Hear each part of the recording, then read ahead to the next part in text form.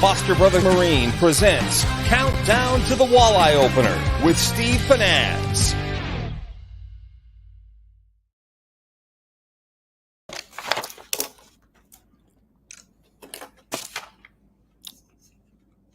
Kick me on, Chad. How you doing, everybody? Foster Brothers Marine presents Countdown to the... Oh. Hey, everybody. A couple technical difficulties there. Hey, welcome to Foster Brothers Countdown to the Walleye Opener. Hey, our goal the next couple weeks, tonight and the next few nights, next few weeks, is to get you ready for opener. So we've got 5 great guests tonight, including Mark Kortz, who's going to join us in just a couple minutes. We're going to talk about crankbait strategies for walleyes and really kind of go through the gamut and get some pro tips on how to fish cranks for walleyes. Ron Schara is going to come in a little bit later tonight. We're going to talk about min fish and what the foundation's doing. And we got some things, updates about Mille Lacs. We had a meeting with the DNR in Mille Lacs the other day and a number of other things. So Ron's going to be in. We got Garmin's Danny Thompson coming in. We're going to talk a little bit about Garmin's new trolling motor. But if you have electronics questions on live scope or anything, Danny's going to be here. So just throw them into the comments today, and we'll get to as many of those as we can.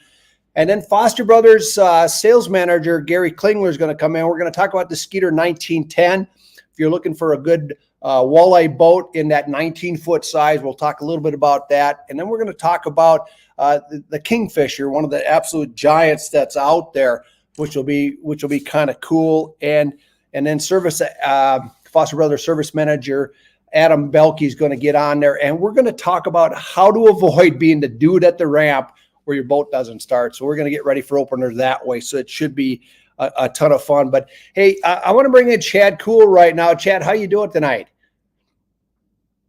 Uh-oh, I got no sound for you. Let me kick you on there. There you go. Messed up the beginning there. I apologize for that, but yeah, no, we're good. I know you built that opener. I know you like it. So right. I wanted to play it twice. Yeah. Hey, everybody tonight that's listening, if you like, comment, or ask some questions during the show, we're going to give away some great prizes tonight. At the end of the show, we want you to be present at the end of the show to win, but we're going to pick 2 winners tonight, and we'll pick 2 winners the next couple of nights. But Chad, why don't you walk us through the prizes that we've got tonight? Right. So tonight's giveaway, the Berkley Champ Swimmer. And Steve, I have seen you catch some unbelievable fish with this, and I have as well. The 4.6 or 3.8 inch. Like, comment, or share, and we'll give away some of these Champ Swimmers.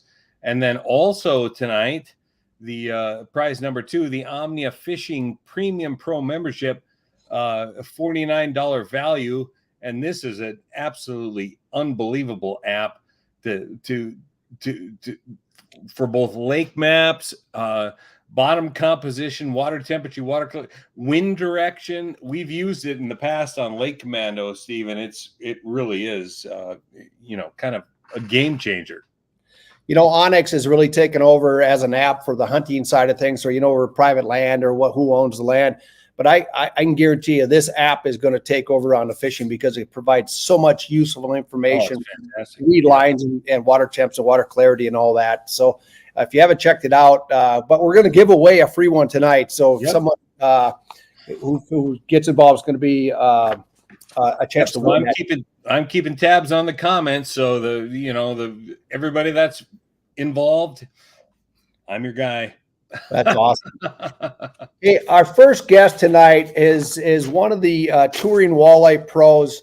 He also fishes a lot of bass, which is a great way to get ready for walleye fishing because a lot of the bass techniques, kind of come over. But Skeeter Pro, Berkley Pro, Mark Kortz. Mark, I know you just got back from Lake Erie, and you guys had a tough tournament with weather, 6-foot waves, and lots of running. But you're back in Minnesota.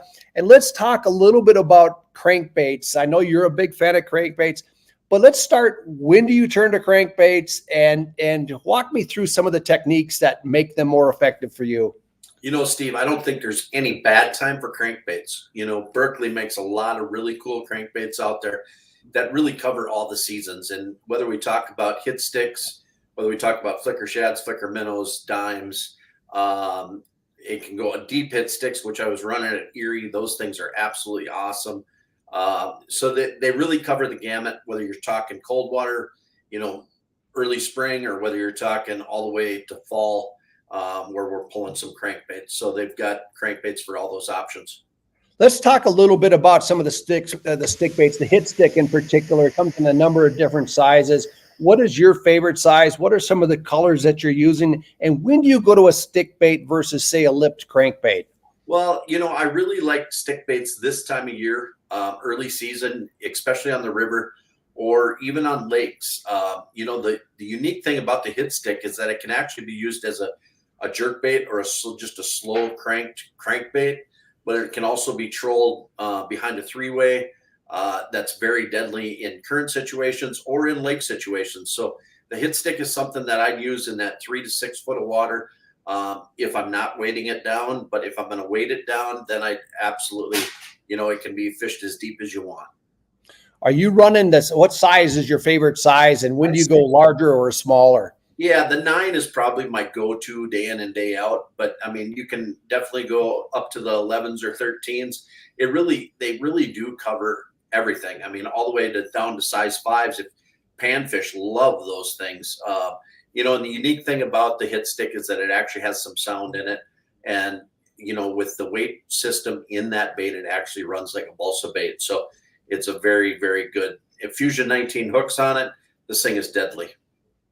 Let's talk a little bit about one of the most popular crankbaits out there right now, and that's the flicker shad for walleyes. And this is the size 7. It comes in a number of different sizes, 4, 5, 6, 7. And I believe, is it the 9 or the 8? 8. On the 8. I know you're a fan of the number 6. I'm a fan of the number 7. One of the things I've learned recently is, and when I mean recently, last few years, is I've been fishing a lot of the shallow diving models in that 4 or 5 range. They work perfectly over shallow grass in that 3 to 5 feet of water when you're casting. But kind of take me through your strategies when you're fishing flicker shads and similar style baits. Well, if we're talking about walleye opener, obviously here in Minnesota, it opens at midnight. So that's a great time to go out and troll that shallow flicker shad, right at midnight. A lot of times you can have your limit before the sun comes up. But if you're going to go out in the daytime, the 5s, 6s, and 7s are probably my go-to baits, early in the season. I'll upsize those baits as we go on throughout the year. But the 5s and 6s are probably my primary baits. But, don't forget about that shallow dive. And I use that shallow dive all year long. If you go up to Lake of the Woods and either you're lead core or pulling downriggers, that thing is deadly all season long up there. So some of my favorite colors, obviously the HD smelt is probably my go-to, but you can go to some, standard colors like the pearl whites and even, the fire tigers and the craw. The craw is a great casting bait, especially early in the season if the fish are up on the rocks. If you're fishing a rocky point, don't be afraid to cast that number 6 flicker shad up there on the rocks, and I guarantee you'll fill the live well. It's funny, and I bring this photo up because, everybody thinks of perch and minnow baits and, different shiners and fatheads and stuff for walleyes. But in a lot of waters, especially some of the more bassy style waters with more of the eutrophic ones where the walleyes are in the grass, they feed a lot on juvenile bluegills. And that body shape is actually, it says shad, but it also represents that deep body of a bluegill.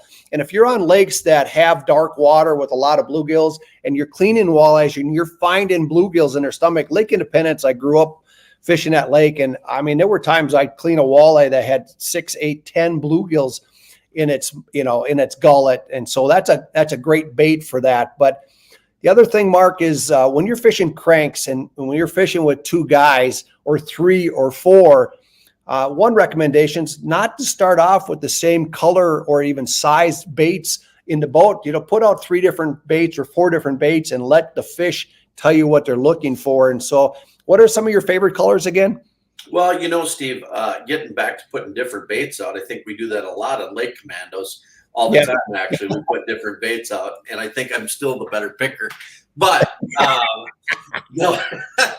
Actually, some of the more natural colors, the HD colors, Steve, they've nailed it with the HD colors and the flicker shads. And then the red craw is probably my hands down my go-to day in and day out, because most of the fish that we're fishing, if you're up on Leech Lake or if you're on any of the Minnesota natural lakes, they've got a lot of crayfish. So that crayfish pattern also works. That HD perch, you were talking about fish up in the weeds. And then, I always like to throw a white in there, whether we're talking about crappies, whether we're talking about white bass. There's a lot of variations, that you can do. And sometimes I'll even carry a Sharpie and just take a white bait and put some spots on it and make it look like a white bass or a juvenile crappie. So those are just some little tips and tricks that I do. We do make some fire tails that a lot of times that'll trigger an extra strike or two. That little fire tail back there just being something different. Last year up on Devil's Lake, for example, I was pulling that silver with the pink tail.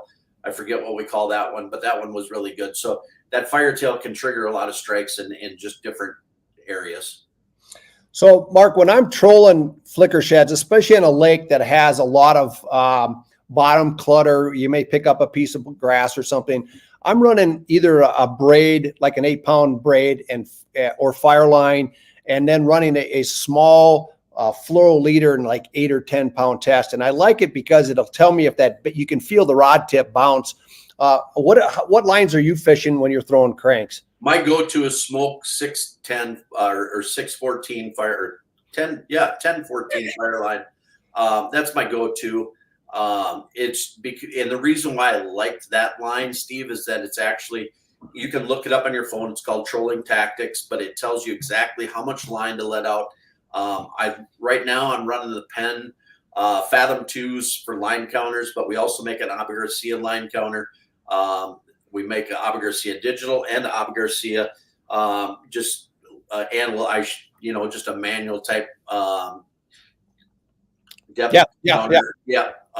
And so all those reels, it just takes the guesswork out of how deep you're running. So let's just say, like you said, we have bottom clutter. I know that to get that bait down 8 feet, if I'm fishing over 10 foot, that's going to be right in that strike zone of those fish.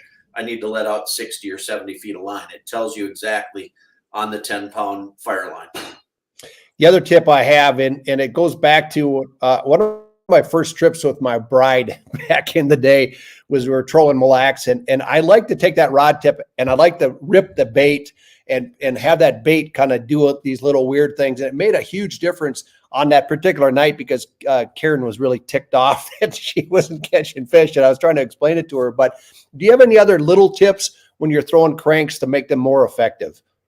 Well, the biggest thing, Steve, you just said it right there. If I'm in a boat of people, I'll have 2 guys actually working their baits at all times, maybe at the same depth, but working them back and forth, just like you said, creating that erratic action.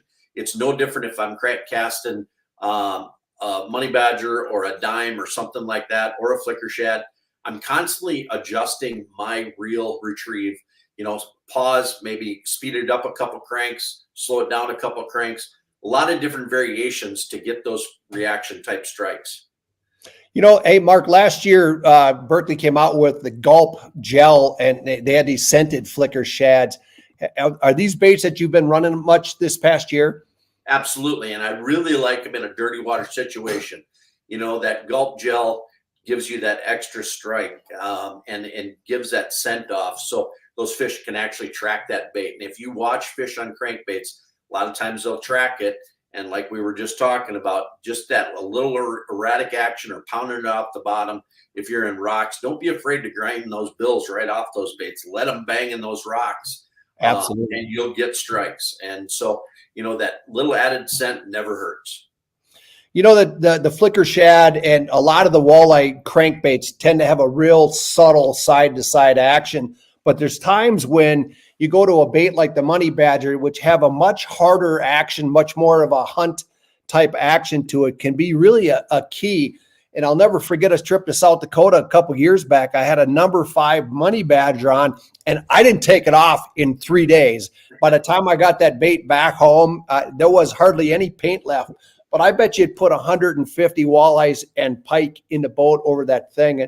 But when do you switch to a bait that has more of that hard charging action versus the more subtle side-to-side roll? when that water temperature hits at 60, 65 degrees, that's when I like to go to that little more aggressive hunt action where that bait's really erratic, or even just picking up the speed, whether we talk about the money badger, the dime, or just talk about a flicker shad. As that water temperature increases, early in the spring, for example, on Lake Erie last week, we were doing 1.5, 1.6, really trying to keep those baits nice and slow.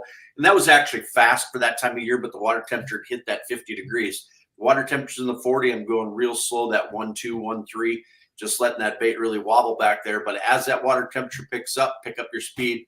There's no reason to be under 2 miles an hour if that water temperature hits 60 degrees. Those fish are more than active. And there's a lot of times, our next tournament's going to be on the Mississippi River for the National Walleye Tour. And there's a lot of times down the river where I'm going 3 to 5 miles an hour. And people think, wow, 5 miles an hour, that's crazy. But I'll tell you what, a lot of times when you match that with a current, you got to go that 5 miles an hour in a 1.5 mile, 2 mile an hour current to really get that good action that you're looking for.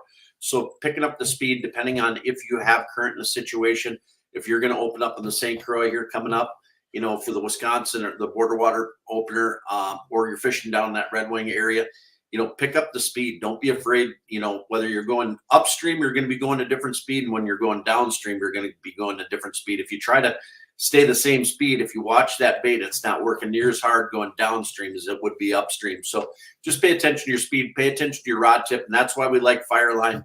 Even if I'm running a lead core, to get that bait down to a certain depth, I'm going to have a Fireline leader or a fluorocarbon leader. But typically on a river situation where I have dirty water, it's going to be a Fireline leader. It's going to tell me the minute I pick up a leaf or a blade of grass or any type of garbage, but it's also going to tell me that crankbait's down there working.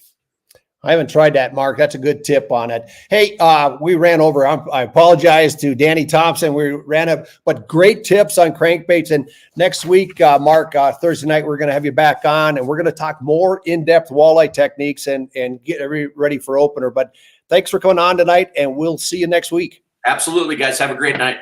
Thanks. It's funny, Mark and I we've taped, I think, 13 episodes of Lake Commandos over the years. We've chased everything from bass to crappie to big pike and walleyes and bass. And he is truly one of the best multi-species fishermen that I know. And Chad, I know you've been watching some of the footage, and he's got me up. I think he's up by 2 now. So I got my work cut out here. I was going to say, he is better at picking colors and patterns than you. No, he's not. He's getting lucky on those days that we're out there. Hey, I want to bring in a very special guest tonight, Danny Thompson with Garmin. Danny, hey, Danny. Danny's been really one of the leaders in electronics. He helped introduce LiveScope and Panoptics to the ice market. We actually do an ice fishing live show. So it's kind of fun, Danny. We get to talk a little bit of open water here. And by the way, about 15 minutes ago, I had a mule deer buck walk through the yard, and he's got these going already, and they're about that big around. He's going to be a nice one. So it's good to see you. I tell you what, it's a little different background here. I'm in my second home, a hotel room. So hopefully the internet goes well and everything goes smoothly here. I got a big event this weekend up here in Little Falls, Minnesota. So kind of working remotely today, so you don't have those deer in the background like I normally do. Hey, I want to talk a little bit about Garmin came out with the Force Kraken trolling motor, and it was really designed for the walleye market, the big boat market, I should say. It comes in a 63 and a 75 inch with a 100-pound thrust. But can you walk us through kind of the what was the genesis of building the Kraken and what sets it apart from any other trolling motors out there? Yeah, the coolest thing with the Kraken motor is we're really looking for a motor that could help us get on some of these deep V boats. So we had the Force, which is a scissor lift style. So, folks that are familiar with that, that's more for maybe like a bass fishing style. They're typically going to be in a little bit shorter shaft lengths. 57 was the longest we went with the Force. And, being up here, I knew, okay, we got to get something for these bigger boats and also for some of our bay boats and offshore boats that we've got, way down south on the ocean and whatnot.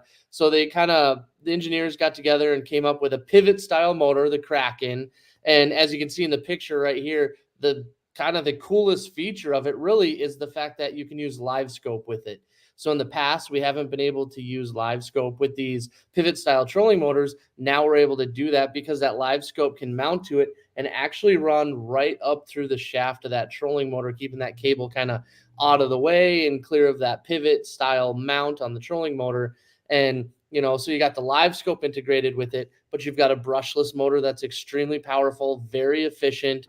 You know, we've really been able to do a good job with that on these trolling motors. And then, of course, improved anchor lock systems, the gesture mode on the remote. I mean, there's just so many features packed into this trolling motor. Not to mention it's a Garmin product, so it's going to have great reliability and really be built to kind of last and, you know, kind of stand the test of time, as we all know the beating that these trolling motors take on these boats. Especially on the big water. Talk to me a little bit about this mount system. So you've got a chance to go to forward and down mode. And then what's the other transducer that's built in? So you got side imaging and everything. Yeah. So with the live scope, you actually have full function. So you're going to get forward mode, you're going to get down mode, and you're going to have the ability to do perspective mode. So you're able to use all three modes with your live scope because of that mount. Now, if you just want the crack controlling motor and you don't want to put a live scope on it, that's an option too. So it's just the grommet there, you know, where we're able to put the live scope transducer through. But also what's cool about it is we put our GT56 transducer right onto that trolling motor. So you're getting the best of our side imaging, the best of our down imaging, and the best of our 2D sonar right on that trolling motor. And that's really kind of like the best of the best right now with us. The Kraken actually gives us that even over the Force right now. So the Kraken really is kind of leading the pack right now with our trolling motors. That's awesome. Hey, one of the things that was interesting is Lake Erie, the National Walleye Tour just came, and it was won again with forward-facing sonar. And a lot of guys were shocked by the fact that you're out in 4 to 6 foot waves and still being able to do this. But before we go any further, the perspective mode is still one of those things that a lot of anglers don't understand it. And you take that transducer, instead of you running it forward or, you know, straight down, you're turning it sideways. And it really excels in super shallow water, especially early in the season. You'll see these pods of panfish. You'll see bass. You'll actually see walleyes over some of the shallow grass. So that's one of those modes that's been pretty incredible. So if we have any questions on live scope, let us know. Danny, I know there's still some questions out there. Is Garmin still selling the 32 or is it only the 34 now in terms of the live scope transducer? You know, we're really starting to move towards that 34. There's a few 32s left out there. You know, the big place that we're seeing them is in some of these ice bundles and whatnot. But for the most part, we're onto the 34. That's the latest and the greatest when it comes to live scope technology. I mean, we've got probably 35% better target separation with the new 34. We've got longer arrays. So we're able to, I think, 65% longer arrays. So we're getting a lot more clarity, a lot more range. The stitch points are going to be a lot better. So all around, you know, that 34 really is the place to go when you're looking for a live scope. So talk a little bit about stitching. What is stitching and what is in terms of array? Yeah, so like when you look at a live scope transducer, you essentially have 3 transducers all in one. So when you look at it, you know, on the 34, you kind of got the kind of X pattern, and then you've got the one along the bottom. With the 32, we kind of had that step pattern with the 3 different transducers.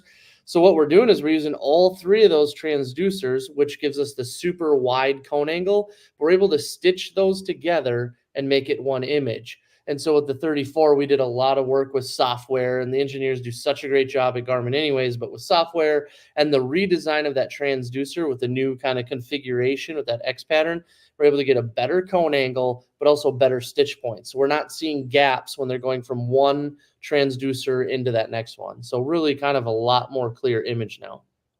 There is a big difference between the two. I've been running the 34. Is it been out 3 years now or 2? Yeah, I believe we're at about 3 years now. That's amazing. So what else in terms of electronics, before I lose you here in a couple minutes, what are some of the new head units that are out there that have been popular this year? One cool thing right now is we actually came out with the EchoMap Ultra 2s. Okay. So we're able to put the new operating system on those units. These are going to be our 10-inch and 12-inch EchoMap units. So kind of the biggest in that EchoMap line right now. But these Ultra 2s have one really cool feature in them that we weren't able to do in the past. What we can do with these 2s is we can actually screen record or screen mirror essentially and record.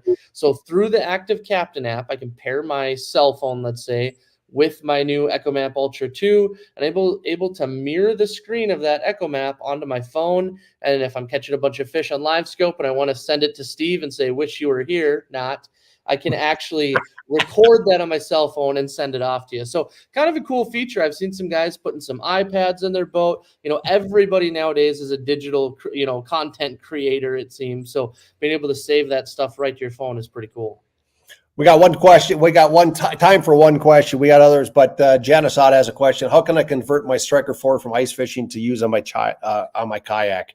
That's the cool thing with fishing electronics nowadays is there's a lot of options, but it can be a little bit overwhelming. So depending on the type of kayak you have, we actually make like a portable kit if you want to leave everything in a bag with the battery right in there. And we make a kayak transducer block, so you can actually stick that right down to the kayak and have it read through it.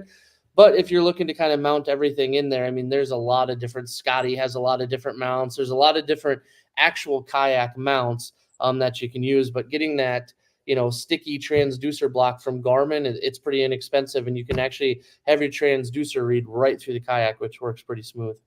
So what's happening this weekend? You've got an event somewhere. Oh yeah, you know me, I'm always working on something. So we've got a big event up here in central Minnesota. It's kind of a big hunting, outdoor shooting event. I'm going to be there kind of selling some food plot seed, but also selling some ice fishing bundles. So I thought you were going to be talking about Garmin stuff. Oh yeah, I'm doing it all. Doing it all. Well, hey, Danny, I'd like to have you on next week. One of the things I want to talk about is how has forward-facing sonar, specifically LiveScope, how has it changed walleye fishing, and what are some of the specific techniques that we can use using it going forward? Things like sniping with bobbers and stuff. But we'll save that to next week. So have a great event. Appreciate you coming on tonight. Absolutely. Thanks for having me, Steve. We'll see you later. Hey, Chad. I'm not sure is Gary in the studio right now? Well, he's up there, but I don't see his image right now, Steve. So let's see if we can get him in. Chef, we got Gary Klingler coming on. The other one is I'm hoping Ron Schara comes in here in the next 10 minutes or so. I want to talk a little bit about Min Fish. Min Fish, by the way, if you're not aware of the group, it's a nonprofit. There's my fishing partner for the weekend. Min Fish is a nonprofit. We formed it in 2018. Our whole goal is to grow fishing and improve our presence of anglers at the Capitol. And last year we were successful in getting the legislature to actually invest $98 million into fishing. And this year, Min Fish has been fighting hard for carp and some other things. So that's kind of what we're going to talk to Ron about. But yeah, I'm not sure what happened with Gary. I had him on just a half hour ago. He came in and checked in. So I wanted to touch base on that. One of the things that a lot of people have asked, this is not connected. One of the things that I made a brand switch on boats last year, and I started running Skeeter. And one of the things that really kind of blew me away is the boats are well designed for the walleye market. This is the new 1910. It's a 19-foot boat. It's got a walk-through windshield, runs a 250 Yamaha. You can put the show on the back of it.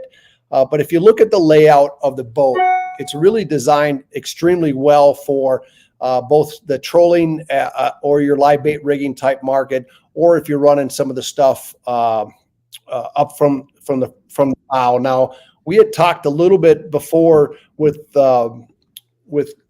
Mr. Courts about casting and things like that. I'm not sure what's going on with Gary here. He was on board.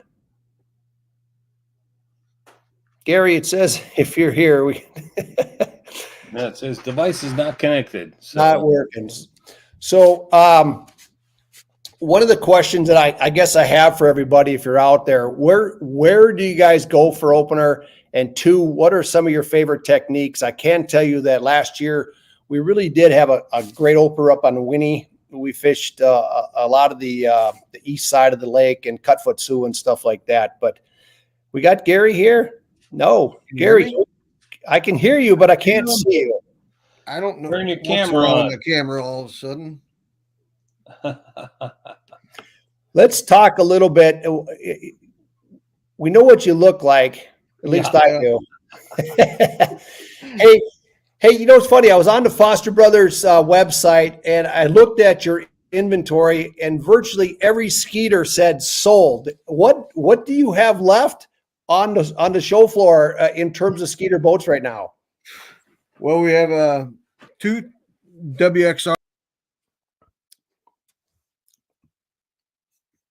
Man, we lost him again. I'm not sure what the issue is, Chad, but You got a bad connection of some kind. yeah, he's got a bad connection. This is we'll have to bring him on a little bit later. And No, Gary, they're amazing. Oh, Can you there's hear me? Gary again. So here he is. Sorry, I got bad internet out here apparently. yeah, I think so. Hey, talk to us a little bit about the Skeeter 1910 that's out right now. Yeah, we just got this one in yesterday actually. And it's color option 6. We brought in. It's got quite a few good options on it. Pair of hummingbirds. You got the 12 on the bow, and it's got the networking with the Tarova. It's a great boat. It's not just a good fishing boat or a great fishing boat. It also makes a great family boat with the jump seats in the back, so you can take all the kids out and have some fun that way. So Gary, talk to me. If somebody's looking for a boat, what's the primary difference other than just a foot in length between the 2060 and the 1910? Mainly it's the size, and a lot of people that is a big concern because of garage space. But the other thing is the 1910 does not come standard with the kicker motor. So Okay. a lot of people don't use a kicker a lot, so they can do without. So it saves a lot of money. Okay. Other than that, it's a great boat. It'll handle the big water. And you've got you got one still on in inventory, correct? Yes, it just came in yesterday. The other one, I know you guys carry a boat line called the Kingfisher, and you got a 34-footer there. I have to admit, when you need 3 tires on each side of your trailer to hold it, tell us a little bit about the Kingfisher and who's buying. And you guys sell a lot of these. Talk to me a little bit about these giant Kingfisher boats.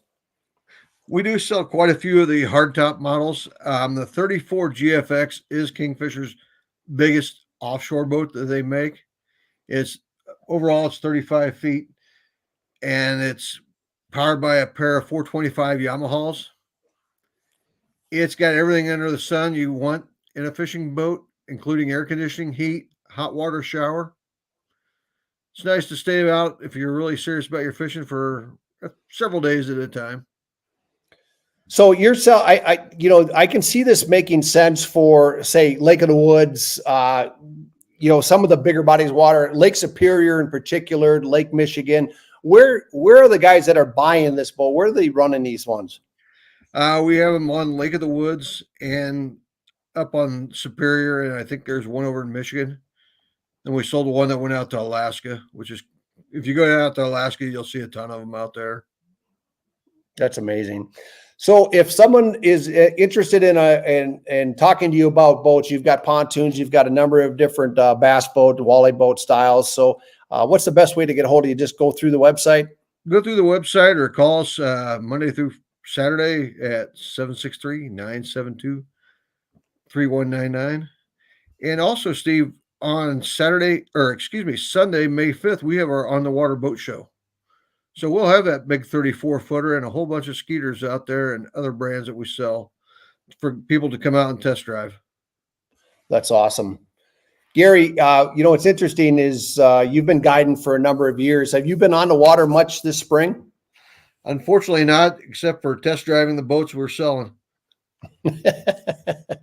Yeah, I know you'll be getting out here pretty quick. So, and you're running the new 2060F. So it'll be, I'm interested to see what you've got going with that. Yeah, I'm looking forward to getting that out. That's awesome. Well, Gary, hey, we'll touch base with you next week, and looking forward to catching up in person. I'm going to be stopping by next week, so it'll be Sounds fun to good. catch up with you. All right. See you then.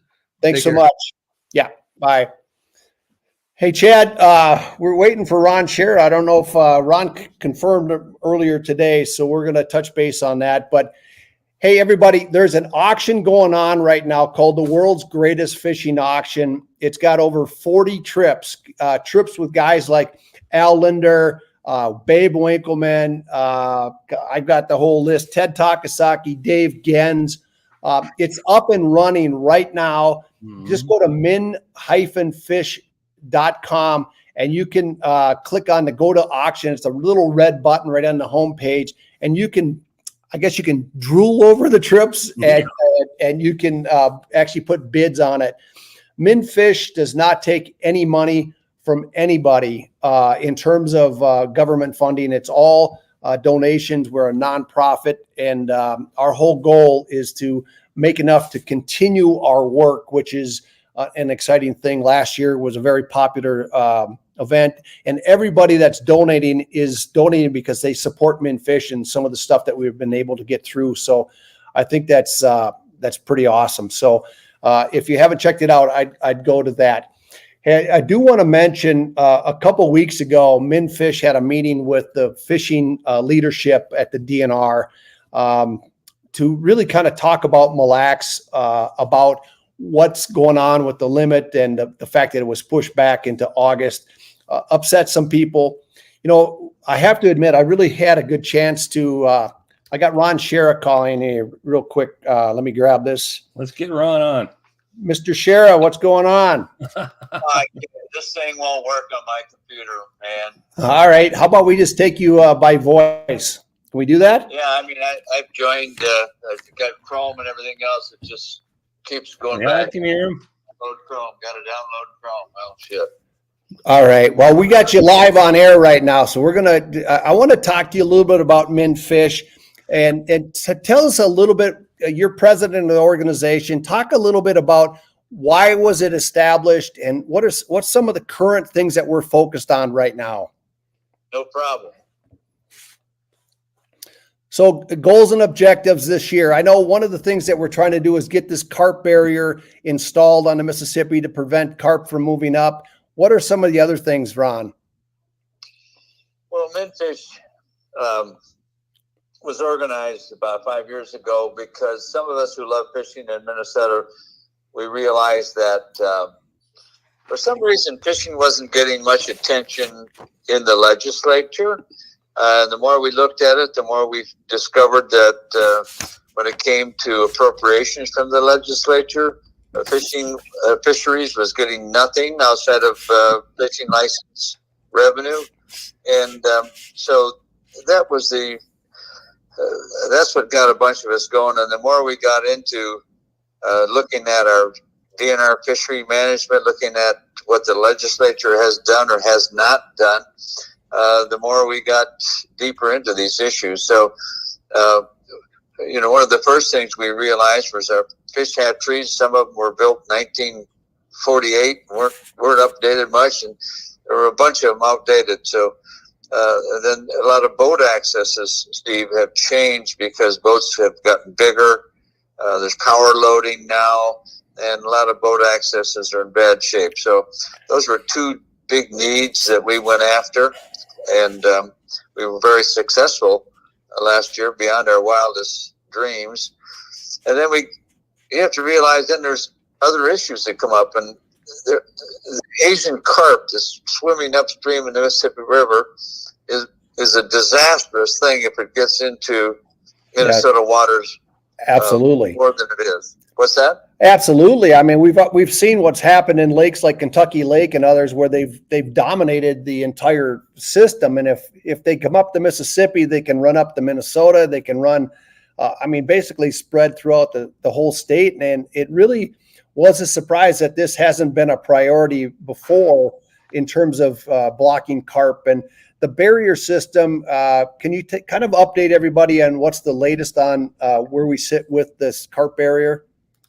Well, we have a professor at the University of Minnesota who's done carp research for years, and he has a system of bubblers and sound that has shown to be effective in stopping carp and not stopping some game fish from moving up the river. Anyway, a lot of us have pondered why there hasn't been more urgency. Our DNR, sometimes bureaucrats really act like bureaucrats. We're working on our plan. We're working on our plan. Well, this has been, a couple of years. And you go to them as well, it take a long time to get these permits from the Army Corps of Engineers, these permits from Fish and Wildlife Service, blah, blah, blah, blah. And you're puzzled because, as I told lots of folks with the DNR, I said, the carp aren't waiting for your plan. They're coming. That's true. And so, anyway, we found an opportunity just a few weeks ago, Steve, to get $12 million, the legislature, to approve to start some carp work. Here's the interesting thing, Steve. They talked about, you got to get these permits from the Army Corps of Engineers. You got to get permits from the U.S. Fish and Wildlife Service, blah, blah, blah. It's going to take a long time. If you look at the history of these carp, who brought them in to America but our federal government? Yeah. And so they're the same ones who said, you got to have a permit. They're the ones that should be leading the control. Mm-hmm. So Ron, we had a meeting last week with the DNR regarding the Mille Lacs limit, no harvest through. And what came out of that meeting to me was interesting that the allocation of the safe harvest, it's really set one time a year. And it really came out of that meeting. It was, to me, it made sense to if we were to look at making maybe a 2 or 3 year plan to say, hey, our safe harvest is I'll pull a number out of my hat, 100,000 pounds. And if we don't use all 100,000 pounds, maybe we could carry some into the next year. But I think this 1 year limit might be limiting how well we can manage this fishery. And what I guess I would like to see what your thoughts are on that. Well, I'm like you. I thought that was very revealing because I know enough of the history there. This quota system between tribes under the treaty and DNR was DNR's idea. This was their own doing that's really come back to bite them in the butt. So we kept asking them about some of the decisions they were making for this year, like, hey, our walleyes are skinny. There's no food.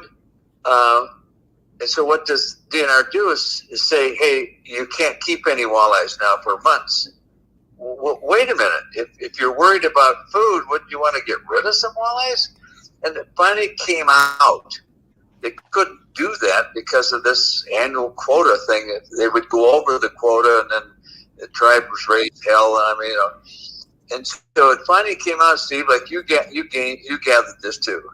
DNR would like to have a 3-year quota program. And it makes sense. It doesn't, the tribes aren't out anything. They could still do their whatever, but it would be a 3-year deal, and DNR would have some flexibility and not having to shut the season down like they're doing. And the problem is, DNR's been talking to the tribes every years about that, getting nowhere. I think Minfish's next goal would be to have a sit down with Governor Walz, because he's the one that can go to the tribe and say, hey, boys, I need this because this doesn't change anything for you. Yeah. We need to have this done. So that might be our next Minfish goal.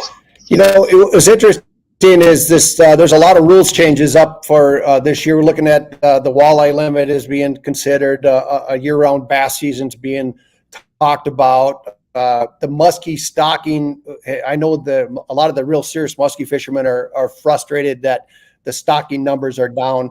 And I really think that the more anglers get involved in min fish, it gives us a stronger voice, and and we're able to get things done. And last year was, as you mentioned, a home run, but the work isn't done. I mean, but it does show that when we raise our hands and raise our voices and get involved at both the DNR level and at the legislature, we can improve fishing. And I really support and really been impressed with what MinFish has been able to accomplish. And part of it, obviously, is your efforts, but also Mark Holston and the entire group. And Mark, former DNR commissioner and legislator, understands how to get things done at the Capitol and at the DNR. And I just hope everybody listening tonight gets involved in MinFish. And one of the things that's up right now is our world's greatest fishing auction. It runs till May 2nd. But there's some awesome trips available this year, aren't there? Well, there is, of course, for a nonprofit, our goal, we always have to raise money. You don't have lobbyists marching in the halls because they like to catch fish. Lobbyists require a lot of money, and MinFish stepped up and paid that. But your point earlier, it's always been true, Steve. The squeaky wheels get the grease, and it's especially true in politics and in the legislature. And we fishermen we'd sit around and bitch about DNR, bitch about this, bitch about that, and we would rather talk about how to catch a walleye with a different colored jig. And we're getting screwed in St. Paul. You know what I mean? So we started getting a squeaky wheel, and look what happened. And that's the secret. Everybody else is a squeaky wheel over there. Fishermen were not, but now we are. Yeah. Hey, Rod, thank you for your time tonight. I'm sorry that there was a tech issue, but thanks for your hard work with MinFish, and look forward to catching up down the road. Well, thank you. The tech issue was probably me, You are over 50 years old. Have a good night, Steve. All right. Thanks so much, Ron. We'll talk to you later. Steve, that was awesome. The stuff that you guys like you and Ron and the whole board of directors have done with MinFish is amazing, and he's absolutely right. The fact that we have a voice now at the Capitol, it just makes all the difference in the world. I can hear the puppies going. Hey, I can't tell you, Chad, one of the things that I've learned in having discussions with DNR is that there's some very real professional people running DNR, and there's some great talent there, and their hearts are in the right place.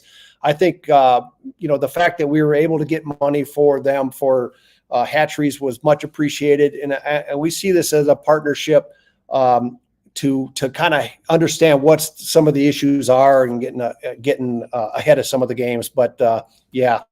Hey, we need to move on. I'm already late with our next guest. I'm going to tell you, so on opener, there's always this line at the ramp, and there's always that one guy whose boat doesn't start, or there's issues with their getting things going. And I want to make sure that nobody listening tonight is that guy. Right. And the guy that's going to help us avoid that right now is Adam Boehlke, who's the service manager at Foster Brother Marine. And Adam, thanks for joining tonight. I want to ask you, are there two or three things that every boater, every angler should be doing between now and 2 weeks from now, when opening weekend is?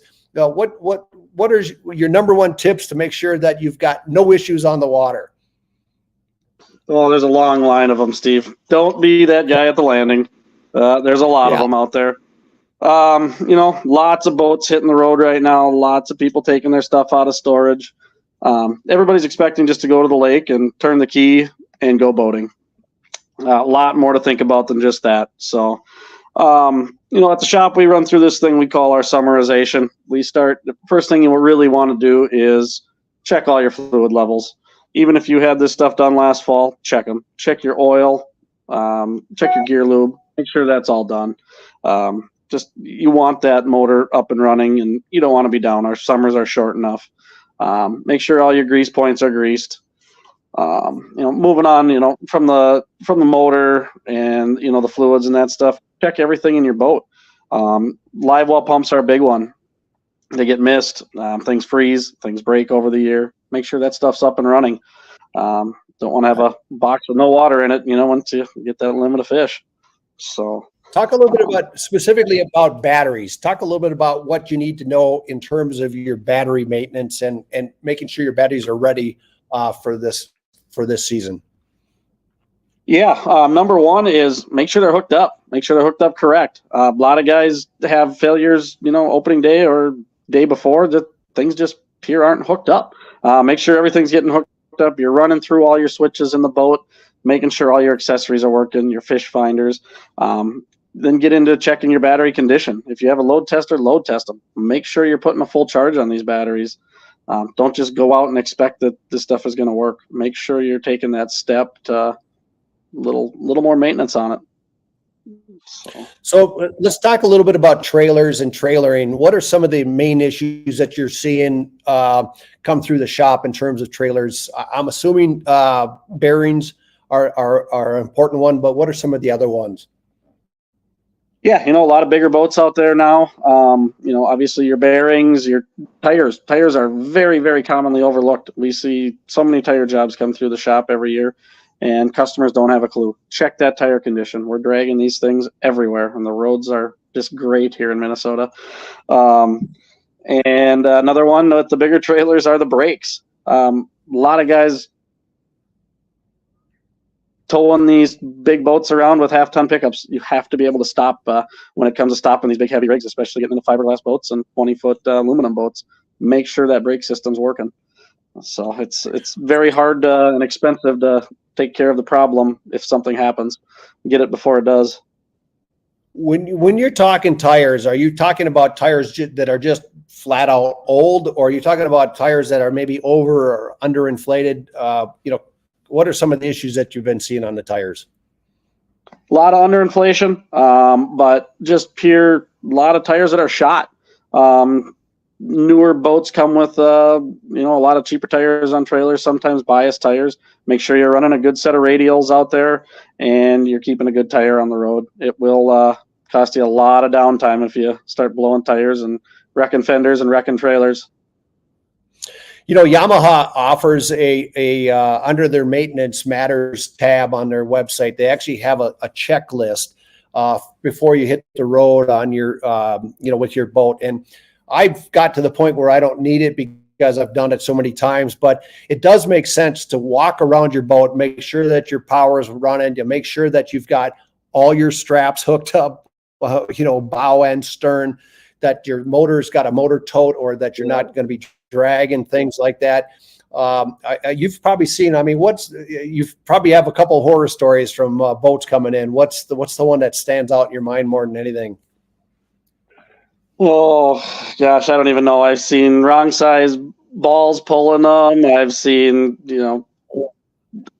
tire blowing on tandem trailers. Guys don't even know it. I've pretty much seen it all over the last 25 years. So, couple routine things too that guys don't think about is your spark plugs and your water pumps. Getting into that as far as the motor goes. Make sure that stuff is routine maintenance. Don't just expect that stuff to go. It doesn't go 10, 15 years. Recommended service on some of that stuff is 3 to 5 years. That's another big one that is really overlooked, is spark plugs and water pumps. So a lot of these shops too, like ours, they offer a summarization and they go through all this stuff and give it the once over.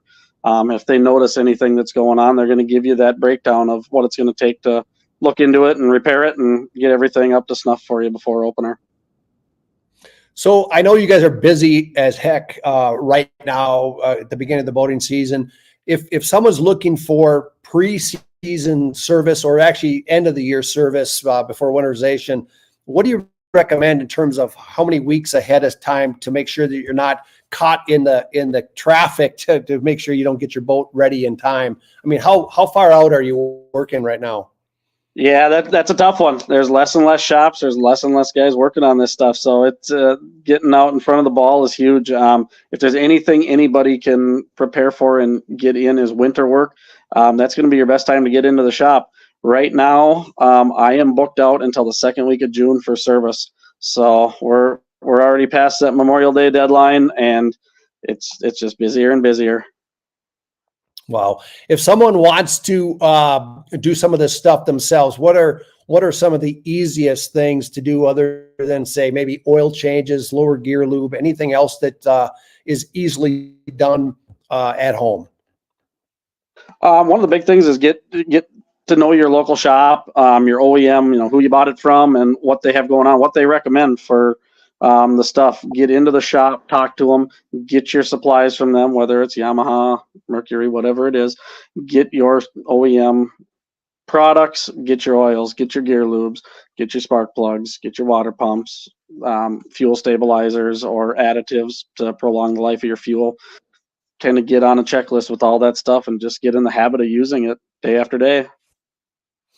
Hey, before you go, one last point. I know Yamaha specifically is not at E15 or any of the real high test ethanol. Can you explain what can happen to your outboard if you're running an E15 or E85 or whatever you want to call it? How does that affect your outboards?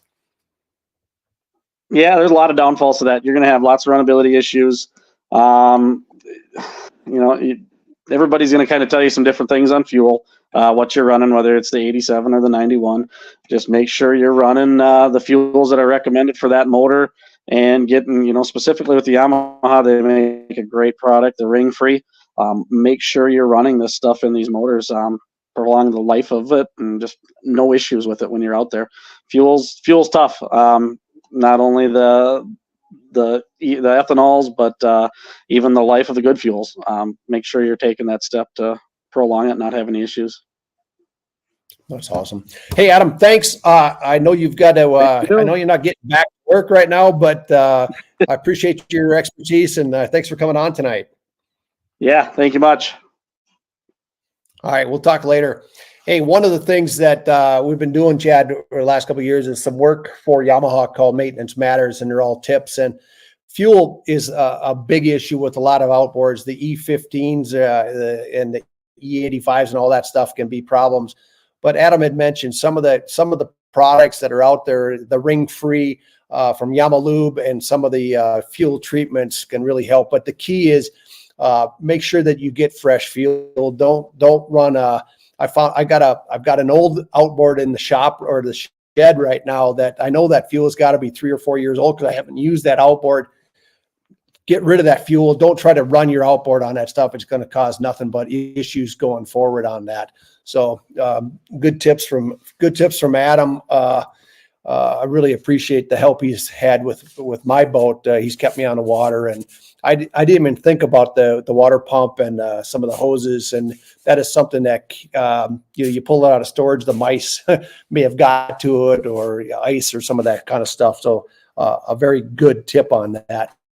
Hey, we've got just a couple minutes left. I want to give away some prizes tonight for folks that have sat through on things. And the one thing I mentioned before is that Omnia Fishing, the Pro app, I strongly recommend you check it out. Go to omniafishing.com and just look up the Pro and see what this thing really does offer. We use it a lot on lake commandos because I can look at water temperatures, different lakes in the area, pick a lake that maybe has better water temperature for what we're looking at, warmer water in the spring, for example.